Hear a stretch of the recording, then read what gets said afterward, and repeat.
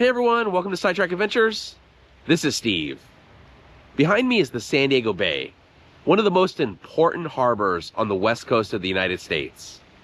Now imagine waking up one morning and being told that the bay, along with the city around it, was going to disappear. Well, that's exactly what happened on New Year's Day, 1888. And that's not even the weird part of the story. We are starting out today at the Coronado Ferry Landing on the San Diego Bay. And the reason we're starting out here is because this is a great spot to get a view of the city. I'm going to do something a little different in this video. Normally I go someplace and talk about the place, but today I wanted to talk about this wild story I came across while researching something else, and we'll check out a few places that kind of tie into the story. The San Diego Bay is one of the deepest natural harbors on the west coast. It's also home to one of the largest naval fleets in the world. In the late 1880s, San Diego was in the middle of a land boom. Real estate prices were skyrocketing. People were pouring into the city. Everyone believed this place was about to become one of the great cities of the West. On New Year's Eve, 1887, everything was normal. So the next day, when the front page of the San Diego Union suddenly suggested the entire city might collapse into the ground, it was a direct threat to everything people had invested in. This story is going to seem unbelievable, well, because it is, but it was the front page of the biggest newspaper in town. The newspaper claimed that a government scientist, Professor E.C. Stearns, had discovered a massive underground cavern system. Not just under the city, but under the bay itself.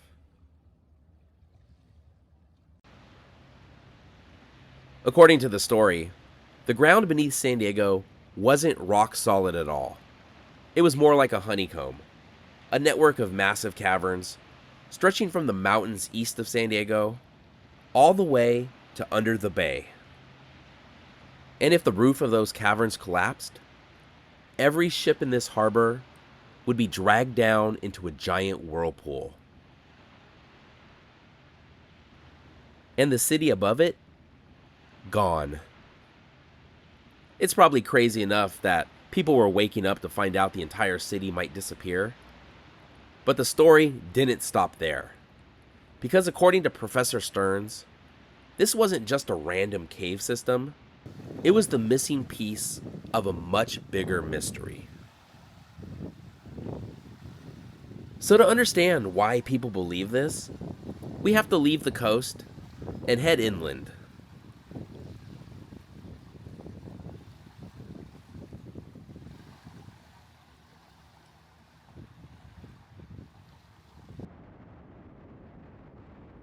If you look at an old map of California from the 1800s, east of San Diego, it'll be empty, or it'll show a large, dry lake bed.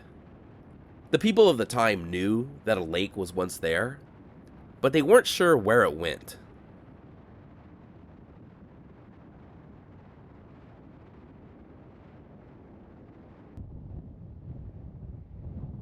We are now about 80 miles east of San Diego, in the Imperial Valley, standing on what was once the shore of an ancient lake.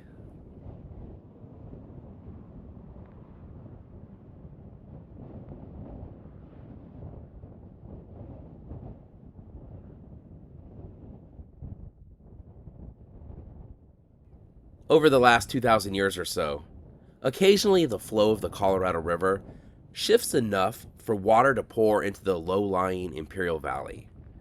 And those shifts in the river have caused a large lake, named Lake Cahuilla, to appear and disappear a number of times over the centuries.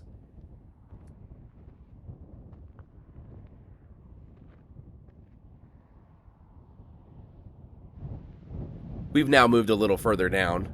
If this was 400 years ago or so, we'd probably be underwater right now. But walking around here, you often find something that is quite unexpected for the desert. And here's one right here, actually.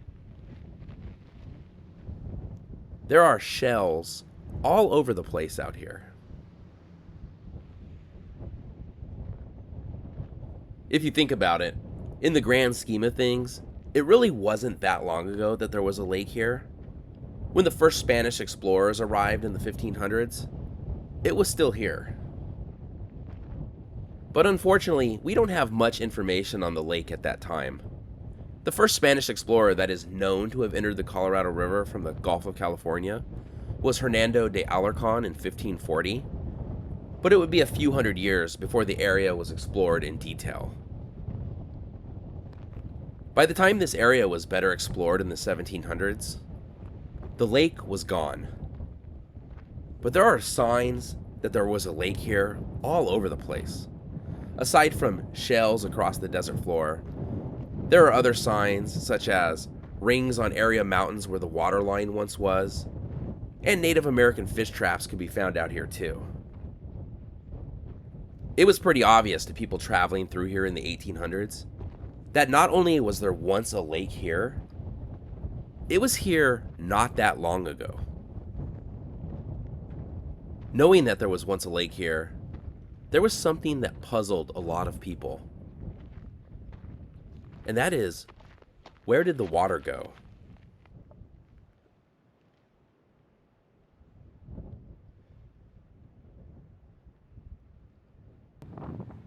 According to Stearns, that government scientist from the newspaper article, he found the answer. A hidden opening in the mountains east of San Diego.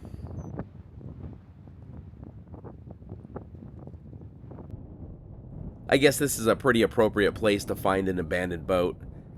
This will come in handy if Lake Cahuilla ever comes back again.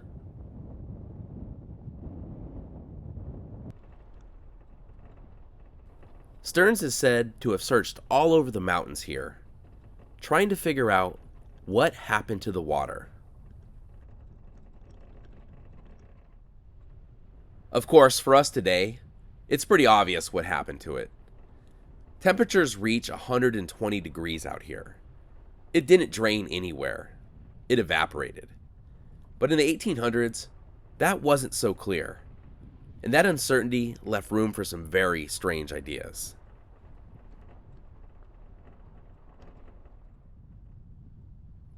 And I should add that while it's pretty clear that water once flowed through here, carving this canyon, this water would have flowed towards the lake, not away from it.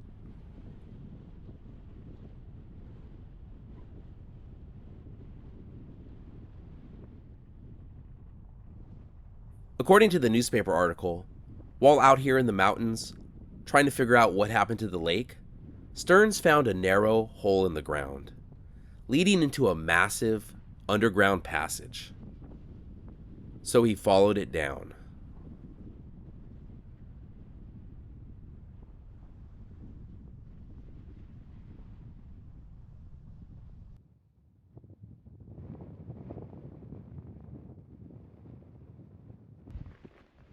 I just parked and we're going to have to climb uphill for a bit. We're heading to a place called the Wind Caves, and this is almost certainly not the place that Stearns found. Well, most likely because Stearns probably didn't exist, but we'll get to that in just a minute. But these caves don't lead anywhere, certainly not to any massive underground caverns. So getting back to Stearns, according to the story, when he went down into the passage, he came into an enormous cavern filled with crystal formations. So Stearns kept traveling through the caverns, mile after mile, and eventually, he reached a point where water was dripping from above. He tasted it. It was salt water. Stearns realized he was directly beneath the San Diego Bay. Now, I'm not sure how they figured they were under the bay and not just some other random point under the ocean, but that's what the story says. A giant cavern under the bay wasn't the only thing the story said that Stearns found down there. In one of the caverns, he reported something even stranger. Hundreds of small stone boxes, carved from limestone, each one sealed with a lid. He opened one, and inside was a mummified body, curled into a crouched position. Stearns realized that this wasn't just a cave system.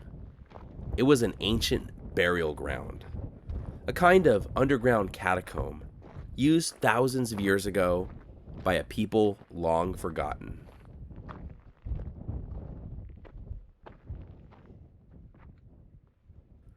So as you could probably imagine, a story like this, on the front page of the largest newspaper in the city, a newspaper that's actually still in circulation today, caused quite a stir.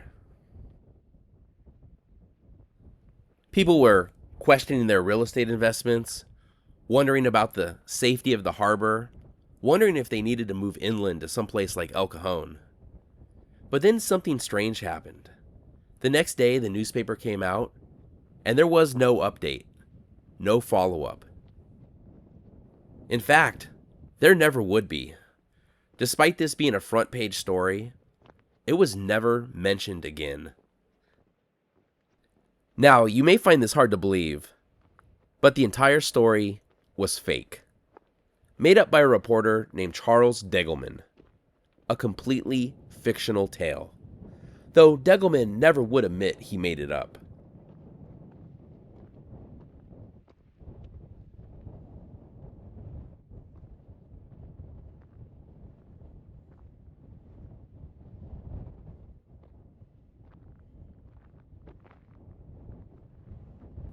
And check out this view.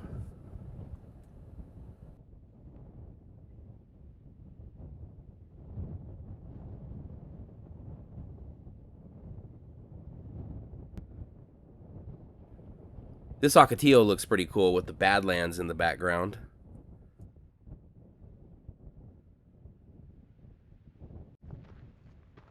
And here come the wind caves.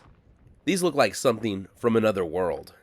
When I was thinking about where to go for this story about the caverns under San Diego, I was trying to think about what caves are in the area, and the wind caves came to mind, even though they don't look anything like the supposed cave that Stearns would have went into would have looked like. Of course, since those caves don't exist, I figured, why not go somewhere that looks pretty amazing? The wind caves look almost like they could be man-made, but these were created by wind and flash floods. I think these caves look so cool. These were created by wind blowing sand against these rocks over thousands of years. Just think how long it would take to create this hole that's big enough for us to walk through. And it's really windy up here today, so these rocks aren't the only thing getting blasted with sand right now. While in retrospect, the story of the caverns under San Diego is pretty obviously made up, at the time, there were people who believed it. And for years afterward, people went out into these mountains, searching for an entrance to the caves, trying to find the passage that supposedly connected San Diego to the Imperial Valley. And honestly, walking around out here, you could kind of see why.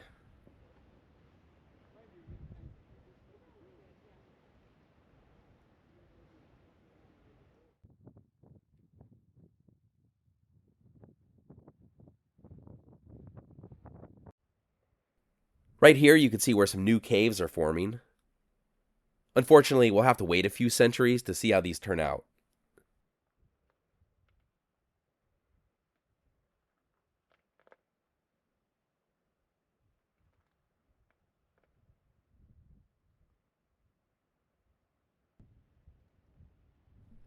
You can almost imagine people living here.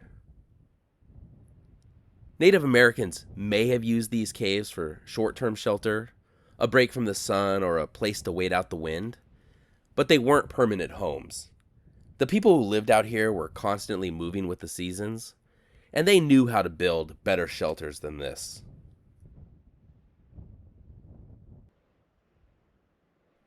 I was born and raised in San Diego, and lived here most of my life, So of course I've heard a lot of the city's urban legends over the years, like the Proctor Valley Monster or the Goat Man of Presidio Park. But until I came across this story, I had never heard of the caverns under the city before. Searching online, there is pretty much no mention of it either. So I guess this legend had pretty much been forgotten over the last 130 plus years. And like Stearns, let's go ahead and climb down into this cave.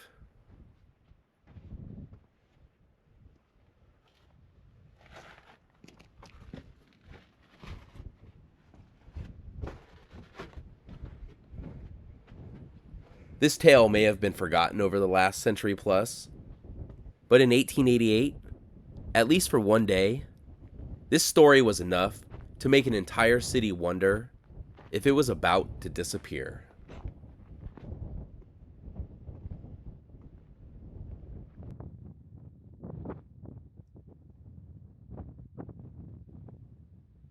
So that's our look at the time that it was said that San Diego was going to disappear, and Anza Borrego's wind caves. Thank you so much for watching. If you enjoyed the video, please give it a thumbs up, consider subscribing, and we'll see you next week.